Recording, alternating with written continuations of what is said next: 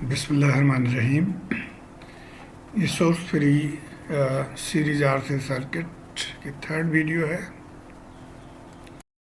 और इसमें हम एग्जाम्पल से सॉल्व करेंगे। प्रॉब्लम सॉल्विंग स्ट्रेटजी को हम एक नज़र में देख लेते हैं। सबसे पहले हम मालूम करते हैं I0 V0 for t less than 0। उसके बाद हम di/dt मालूम करते हैं, KVL इक्वेशन लिखते हैं। पहले t ग्रेटर देन 0 के बाद KVL इक्वेशन लिखते हैं और फिर t इक्वल टू 0 पुट करके di/dt मालूम करते हैं। उसके बाद हम अल्फ़ा, ओमेगा और S1 S2 या WD जो भी ज़रूरत है वो मालूम कर लेते हैं। IT इक्वेशन लिखते हैं, जनरल इक्वेशन, उसमें जो अननोन है A1 और A2 उसको मालूम करते हैं। तो ये 5 स्टेप्स हैं। आइए अब हम सवाल को देखते हैं। ये हम पिछले वीडियो में भी हम एग्जैक्टली यही सवाल कर चुके हैं, सिर्फ यहाँ पे रेजिस्टेंस फ़र्क था। यहाँ पे अब रेजिस्टेंस 6 ओम है और इसकी वजह से सर्किट बिहेवियर में क्या तब्दीली होगी वो हम देखते हैं। तो पहला step I0 V0 for t less than 0। तो ये यहाँ पे t लेस देन 0 पे कनेक्टेड है ये सर्किट। तो यहाँ पे ये हमारा बन गया फॉर t लेस देन 0 पे इंडक्टर को हम शॉर्ट सर्किट फर्ज कर लेते हैं और इसमें से ये करंट इसके अंदर फ्लो कर रही। तो 10 डिवाइडेड बाई ये जो रेजिस्टेंस है 10 ओम, इससे हम डिवाइड करेंगे। सो I0 is 100 volt divided by 10 volt से 10 एम्पेयर आ गया। और दूसरी चीज़ V0 है। V0 यहाँ पे, अब यहाँ चूँकि there is no current flow, therefore V0 0 है, तो हम V0 को 0 लिख लेंगे हम। तो ये फर्स्ट कंडीशन हमें मिल गया है, फर्स्ट पॉइंट। अब आ जाते हैं हम सेकेंड स्टेप पे। एट t ग्रेटर देन 0 हमने KVL लिखना है और उसके बाद हम di/dt t0 मालूम करना है। तो ये इसको हम अभी इस तरफ मूव कर देते हैं। फॉर t ग्रेटर देन 0 पे सर्किट हमारा कुछ इस तरह से बन गया। ये करंट इसमें से इस डायरेक्शन में फ्लो कर रही है, तो जहाँ पे करंट टच करे उसको हम कहते हैं पॉजिटिव टर्मिनल। तो ये पॉजिटिव नेगेटिव, यहाँ से इधर जाके ये पॉजिटिव नेगेटिव, यहाँ से इधर जाके ये पॉजिटिव नेगेटिव। तो ये वोल्टेज पोलैरिटीज़ हमने मार्क कर दिया। अब हम KVL इक्वेशन लिखते हैं यहाँ पे। तो KVL इक्वेशन यहाँ से हम चलेंगे क्लॉकवाइज। तो माइनस साइन पहले आ गया, तो माइनस VL या माइनस LDI/dt हम लिख लें। उसके बाद माइनस VC और माइनस RI जो VR के बराबर है। तो ये हमने लिख लिया। अब इसमें माइनस कॉमन ले लेंगे तो ये सारे पॉजिटिव टर्म्स बन गए। और अब t इक्वल टू 0 हम पुट कर देंगे तो ये हमारा RI0 DI0 dt और ये VC जो है V0 हो जाएगा। अब हम I0 और V0 के वैल्यूज जो हमने पिछले स्लाइड में निकाले थे वो हम इसमें पुट कर देंगे। तो I0 10 था, तो 10 है, 6 है R, तो ये पुट कर दिया हमने, L की वैल्यू पुट कर दी, V0 was 0। तो यहाँ से हमें di/dt माइनस 60 एम्पेयर्स पर सेकेंड निकला है। अब हम अल्फ़ा और ओमेगा कैलकुलेट करेंगे। तो अब यहाँ पे अल्फ़ा 3 है और ओमेगा 3 है। अब ये एक्चुअली इसको 6 बनाने का मकसद यही था कि ये मैं शो कर सकूँ आपको कि जब अल्फ़ा और ओमेगा बराबर हो तो फिर क्या होगा। तो अल्फ़ा और ओमेगा जब बराबर है तो आपको पता है कि ये क्रिटिकली डैम्प्ड सर्किट है। तो based on alpha and omega choose the equation for current and compute S1 S2 या WD इफ रिक्वायर्ड। तो अब alpha omega critically damped case है और ये हमारे पास 3 ऑप्शंस थे। तो इसमें क्रिटिकली डैम्प्ड के लिए ये ऑप्शन जो है इसको हमने सेलेक्ट करना है। ये हमने सेलेक्ट कर लिया।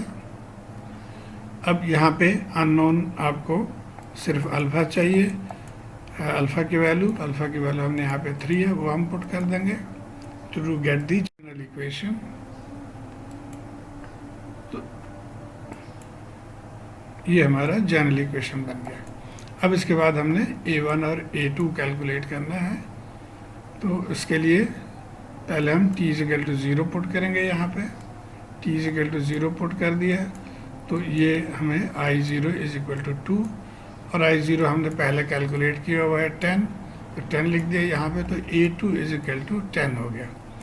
अब A1 मालूम करने के लिए इसको डिफ्रेंशिएट करना होता है, तो आइए इसको डिफ्रेंशिएट कर लेते हैं। इसको हमने डिफ्रेंशिएट किया, आई होप आप इसको फॉलो कर सकेंगे। अगेन ये 2 टर्म्स है, प्रोडक्ट ऑफ 2 टर्म्स, तो आप उस तरह से इसको डिफ्रेंशिएट करेंगे। तो first term differentiation of the second term, और ये second term differentiation of the first term. यहाँ पे भी फिर t इक्वल टू 0 पुट कर देंगे हम। t इक्वल टू 0 पुट करने से ये टर्म 0 हो गया और ये -3 आ जाएगा। यहाँ पे भी ये 1 हो गया, तो ये इक्वेशन आ गया। अब डी हमने पहले निकाल लिया था, ये -60 ये वाला था, तो ये वैल्यू हम यहाँ से पुट कर देंगे, तो ये इक्वेशन आ गया। तो ये हमने निकाला अभी, और A1 हमने पहले मालूम कर लिया, A2 मालूम कर लिया था बस 10, तो यहाँ पे A2 की वैल्यू पुट करके तो अब हम A1 निकालेंगे। सो A1 -30 और A2 10। अब ये दोनों वैल्यूज हम पुट कर देंगे जो जनरल इक्वेशन है उसमें, तो ये हमारा फाइनल इक्वेशन आ गया। आइए एक और सवाल करते हैं, इसको देख लें। The initial voltage of the capacitor is -4 volt. तो कैपेसिटर जो इनिशियल वोल्टेज चार्ज है एट T0 माइनस, तो वो -4 वोल्ट है। There is no current initially flowing through the inductor, तो इसका मतलब है I0 0 है। Obtain the expression for IT valid for t greater than 0। Exactly हम वही प्रोसीजर फॉलो करेंगे। इसमें I0 और V0 के वैल्यू मालूम कर लें, दोनों ही गिवन है। ये एक -4 है और एक 0 है, क्योंकि इसमें से कोई करंट फ्लो नहीं कर रही, तो ये हमने लिख लिया दोनों को, ये सवाल में ही गिवन है दोनों। अब हम सेकंड कंडीशन पे आ जाते हैं, यानी KVL हमने लिखना है। तो ये सर्किट है, ये तमाम पोलैरिटीज मार्क्ड हैं, यहाँ से हम चलते हैं। सो RI करंट डायरेक्शन भी आप देख लें, यही है। सो RI माइनस VC और plus LdIdt, t equal to 0 put कर देंगे। ये दोनों वैल्यूज गिवन है, इसमें जब t इक्वल टू 0 पुट कर देंगे तो I 0 हो जाएगा। I0 की वैल्यू 0 है, तो यहाँ पे 0 पुट कर दिया। R इज़ 1 किलो लिख दिया हमने। VC इज़ -4, तो -4 लिख दिया, और LdIdt। तो अब यहाँ से LdIdt हम मालूम कर सकते हैं, तो -4/L, L की वैल्यू यहाँ से पुट कर दें 1 मिली। सो dIdt एट T0 ये आ गया -4 10⁻³ एम्पेयर्स पर सेकेंड। अब आ जाते हैं थर्ड पे, यानी अल्फ़ा ओमेगा मालूम करना है। अल्फ़ा हमने फार्मूला पे डाल के मालूम कर लिया, और इसी तरह ओमेगा मालूम कर लिया। अब आप देखें तो alpha is much greater than omega, तो ये कौन सा कंडीशन होगा? ये ओवरडैम्प्ड कंडीशन है। Alpha is much greater than omega, so overdamped condition.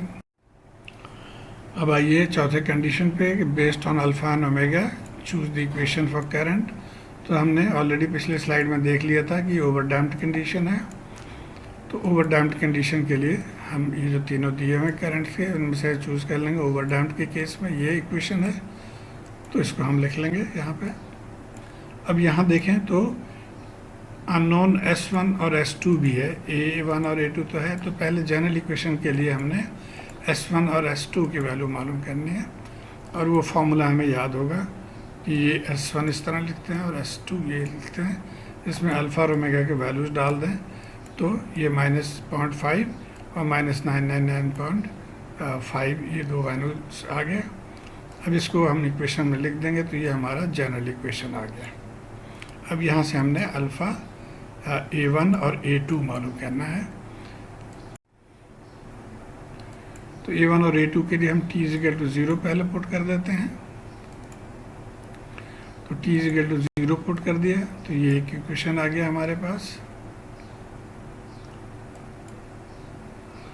और एक इक्वेशन हमें और चाहिए था जिसको हम डिफ्रेंशिएशन ऑफ इक्वेशन 1 करके ले लेते हैं, तो इसको हम डिफ्रेंशिएट कर देंगे तो ये हमारे पास इक्वेशन आ जाएगा सेकेंड इक्वेशन। अब यहाँ पे t is equal to 0 put कर दिया सेकेंड इक्वेशन में, तो इस शेप में आ गया आंसर। डी पहले हमने कैलकुलेट किया था -4 10⁻³ तो वो हम यहाँ पे पुट करेंगे। सो ये इक्वेशन आ गया इक्वेशन नंबर 4। और ये इससे पहले हमने इक्वेशन नंबर 2 निकाला था, तो यहाँ से अब हम एक वैल्यू a1 या a2 की वैल्यू पुट करके हम दूसरे को निकाल लेंगे। तो सॉल्विंग दीज टू इक्वेशंस आप इसको ट्राई करिए। तो a1 आ जाएगा 0.004 माइनस 0.004 और ये प्लस 0.004 a2। आई होप ये आप भी सॉल्व कर सकेंगे इन दोनों को। तो अब ये हमारा फाइनल आंसर आ गया। यहाँ पे हमने a1 की वैल्यू डाल दी और a2 की वैल्यू डाल दी। तो उम्मीद है आप को समझ आ गई होगी कि इस तरह के सवाल जो कि देखने में बहुत मुश्किल लगते हैं, अगर आप सिस्टमेटिक तरीके से चलें तो इंशाल्लाह ये बहुत आसान लगेगा। शुक्रिया।